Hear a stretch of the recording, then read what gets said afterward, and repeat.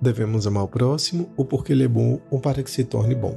Irmãos e irmãs, aqui é a comunidade católica Cristo Ama e o nosso carisma é conhecer e amar Cristo como discípulo amado. Todos nós temos uma missão. Para falar a verdade, uma das coisas que mais dá sentido à nossa vida é ter uma missão. E ter uma missão é ter uma tarefa. Poderíamos dizer, em outras palavras, que ter uma missão é servir. Servir está dentro de um dos principais fatores que conferem sentido para a nossa vida. Ter sentido para viver é atravessado pela sua capacidade de servir.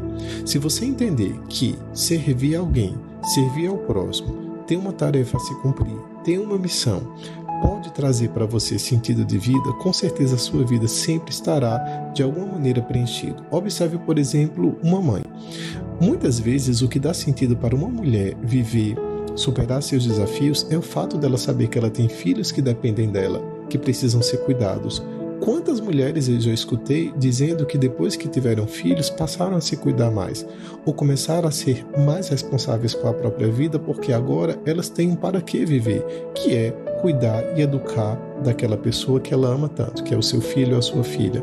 Então, quando nós temos uma missão, quando nós servimos, quando nós temos algo a realizar, isso costuma dar para nós motivos e sentidos. Não significa dizer que todos têm que ter filhos ou que você só vai ser feliz se você tiver um filho para cuidar.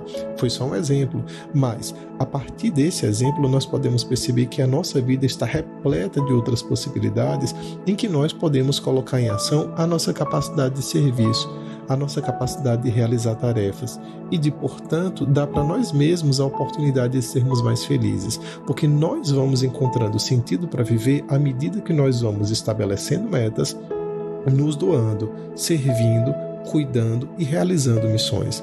Comece com missões pequenas, em que você consiga realizar talvez em um dia, em uma semana, em 6 meses ou em um ano. E com o tempo você vai perceber que você vai conseguir projetar missões muito maiores na sua vida. Talvez não só servindo o outro, mas também cuidando de você como ser humano, investindo nas suas capacidades, tendo cuidado com o seu corpo, aperfeiçoando a sua personalidade, querendo ser uma pessoa mais virtuosa. Estabeleça, por exemplo, uma meta de corrigir erros que você percebe em você. Estabeleça virtudes que você quer alcançar. Tudo isso são exemplos de serviço, de missão, de tarefas a serem alcançadas que podem trazer para a nossa vida, sim, mais sentido. E que Deus nos ajude a encontrar o sentido para viver e que esse sentido para viver seja atravessado pela nossa capacidade de servir e de amar. Amém.